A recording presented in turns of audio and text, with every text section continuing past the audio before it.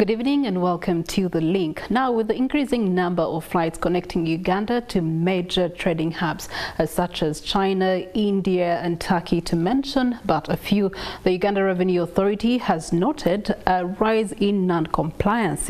Some passengers have been disguising commercial goods, commercial products as personal baggage and therefore benefiting from the tax exemptions that are at the Entebbe International Airport. With that in consideration, effective 1st July 2024, the Uganda Revenue Authority announced new measures to tighten passenger baggage clearance at Entebbe International Airport, and this is as a result of amendments that were made to the East African Community Customs Management Act. And therefore, today on The Link, we want to aid the business community, travelers in this season on a personal level or on a business level to help you familiarize with these new measures, these new changes, so that when you get to the airport, you're not inconvenienced. You know exactly what to do, how to do it and when to do it, so that you can be able to pay those taxes and get into the country as a compliant Ugandan or non-Ugandan for that matter. And therefore, that's the conversation we have on The Link. I am Priscilla Regina Naloga.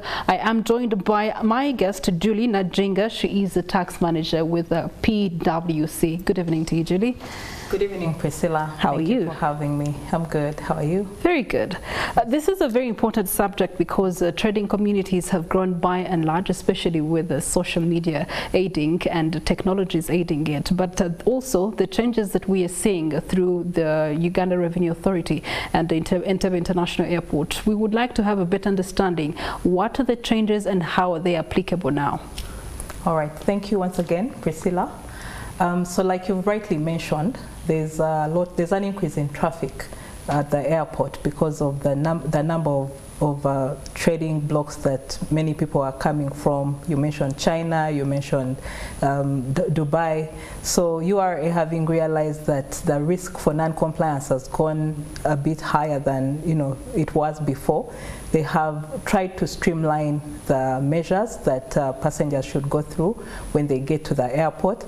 And also, those guidelines are really meant to ensure that the passengers are aware about their rights so that they can claim the rightful exemptions. And on the other hand, the taxman also uses that as transparency, a form of transparency, to show passengers what they need to know and what they need to take advantage of.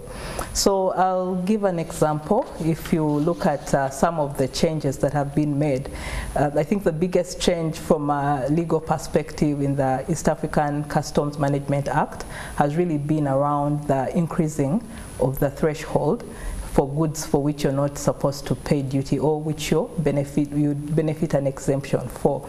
So previously we had a threshold of $500 that would probably be about 1.5 million or thereabout, and now they've increased that threshold to $2,000. That's maybe about 7 million. And with this change now, what it means is that if you're a returning passenger, you have been out of the country for 24 hours, say you traveled to Dubai, bought yourself a few personal effects, came back within 24 hours, then you would be entitled to that exemption to a tune of $2,000. It's applicable within 24 hours, exactly? Yes, within 24 hours. Okay. But the catch-22 with that is that it's not going to apply for all items that you may bring in, because someone would possibly go to Dubai and buy 10 iPhones and they're within the range, because the phones there are cheap, they're within the range of $2,000. There are measures that the taxman has now put in place administratively that you need to comply with. For example, if you are returning with, for you to be eligible for that exemption, the $2,000 exemption, you need to demonstrate that those goods were bought for your own personal use. So maybe you bought a phone or a couple of them. You need to demonstrate that those receipts are in your names and they are for you. Because we have cases where, say, you travel to the UK and someone gives you items to pass on to a friend. Now, those would not fall within the category of what is considered as exempted. So if you have, say, you brought tablets or phones or computers for a friend, then you'd have to pay the duties. Julie, you're using the example of phones. Let's go to ladies' things. Skincare is a big thing for ladies today. And so just one routine can have you use 10 products, literally. And they are falling within that threshold of $2,000 US. So how are they able to ascertain that they are for personal use? So URA also uses judgment. If you have gone and bought 10 cartons of, some kind of cream, it is hard to justify that you're going to use the 10 I'm stocking cartons. up. I don't know when I'll next go back to Dubai. No, they Give me a ticket to Dubai. It's not that they use some judgment to determine that, if Priscilla, you have gone and bought yourself 5 creams, maybe because you need to stock up for a whole year, makes sense. But if you're coming with 20 cartons, which could potentially be within the $2,000 limit, then one, those items are likely to be heavier than the threshold that is given for weight, which is 50 kilograms, and that alone is a red flag for you to be triggered for tax, for you to pay taxes. And then the other thing is the URA will use judgment and say, no, you cannot be bringing in 50 cartons for your own personal use. So when you exceed the threshold, the 50 kilograms, they will take you through the procedure of, you register your tin, appoint a clearing agent, and clear those items for... Let's talk about the other considerations that are for residents that, of course, now you've been out of the country more than 24 hours, probably been away for 6 months into a year, and you're a returning resident. What are the considerations in these new measures? All right, so for the returning residents, if you've been away, the law specifically highlights 1 year, and when you're away, you probably bought things, you have electronics, so when you're coming back home and you have personal effects for household use, then you're allowed to bring those back at no duty. But there are some restrictions, again, because government wants to ensure that that is not abused. Because when you're a returning resident, there's no cap on the fee, on the amount. Like, it does not have to be within a certain threshold of fees, like we saw for the person who's been there for 24 hours. So here, you'll have to demonstrate, one, that you have been away for that long, maybe by way of a contract with your employer where you have been. And then for the things that you bought that side, you need to show receipts. For example, we know that there are some restricted items that you cannot bring into Uganda. You cannot bring in old fridges, you cannot bring in old televisions. So when you're bringing them in, then you have to show, to demonstrate that you purchased those items when you are away, so that then it doesn't appear like you're bringing second-hand things. And then if you have like a motor vehicle, you are allowed one motor vehicle, which should be a passenger motor vehicle, and that again, you clear it. You've seen those cars that have red number plates. So those are for returning residents, and you don't pay duty. So you bring it in as is after having demonstrated that you've been away. All right, you've talked about what else, apart from electronics, what else is considered in this regard? So it's really your personal effects. I can move your with furniture, your clothes, personal effects, like things that you've been holding up in your home while you are away.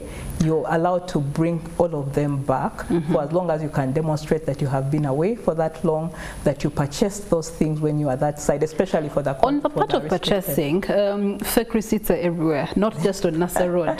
So how is URA verifying that the authenticity of these receipts? Well, that's a hard one, because like you have said, rightly said, we've seen documents coming off Nasser Road looking as good or as authentic as the original one. So what I know from experience is that URA also uses discretion.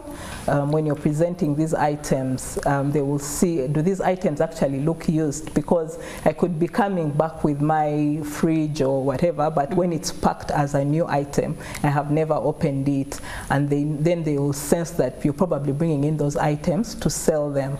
So that's a trigger. So they'll also use some sort of caution and see that these items have actually been in use. They are not packaged as new items, and they are items that you're going to use as personal effects. There's no possibility that you're going to be trading them when they get here. All right. Now, as this is a reality on the ground at the airport, we have to understand, where is it coming from on the side of government and the Uganda Revenue Authority? Yeah, so government, of course, has seen that there's a lot of potential for abuse of these exemptions, but it's a two-way thing, because we have seen cases where, because as a person you do not know what exemptions you're entitled to, someone has a few personal items, probably a couple of phones or a couple of creams, and the URA officer there tells you that you're supposed to pay tax, and yet those are within the threshold of the $2,000. You have the receipts that are required to demonstrate that you bought them for your own use. So even for the taxpayers, we benefit because now we know what is required. You can defend yourself against paying taxes to the extent that you can demonstrate that you have met the conditions. But on the other hand, it also helps the taxman, because if I'm aware of what the law requires, then it means I'll have a more seamless clearing process. Okay. Julie, as we close this conversation, let's talk to the business community and the travelers by and large. People are going to go and shop gifts and come back home, with personal effects for loved ones. As a tax manager, what is your caution and advice to them? So what do they need to have? What do they need to be mindful of? All right, so for such items where you go out, buy gifts, the Christmas season is here, the expectation is, because you're bringing them and you're going to give them away, they are not for your own personal use, and probably there will be many, there's a chance that you'll have to pay taxes on those. But to the extent that you've just bought one thing or two things, then you could fall within the threshold. But strictly looking at the law, it requires that for as long as you have bought stuff for other people, you're going to pass them on, or you're bringing for someone else, then when you get to customs, you're supposed to declare those and pay the respective duty within, they've given a window of about 2 hours. If you come in and you declare quickly, you have low value items that are not bulky, then you're able to get those cleared in a really short time. Okay. Yeah. All right. Thank you so much, Julie, for your advice and bringing us up to speed, enlightening us on the measures that, of course, the Uganda Revenue Authority has put in place at Entebbe International Airport. So whatever you're purchasing, make sure that you have evidence of that purchase, and also make sure that you acclimatize yourself with this information so that you're not cheated or swindled at the airport. At the end of the day, avoiding inconveniences is much cheaper, and emphasis on compliance so that there's quick service delivery and efficiency of custom processes at the airport, which is very important for both you and the airport officials. It brings us to the end of the link. Thank you so much for watching. I hope it's been educative. Use it.